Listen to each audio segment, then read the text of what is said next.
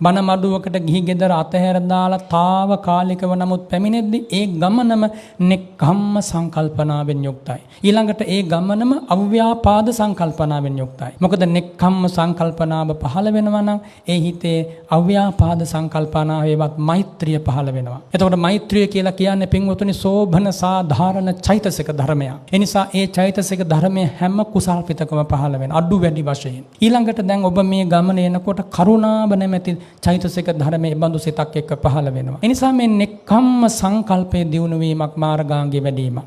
ඊළඟට සම්මා වාචා සම්මා කම්මන්ත. මේ බණ මඩුවට ආපු කාගේවත් කට වචනෙන් බොරු කේලම් පරුස හිස් වචන කියනවද නැහැ. යම් විදියකින් මොකක් හරි හිස් වචනයක් කියවුණත් ඉක්මනින්ම පරිසං වෙනවා.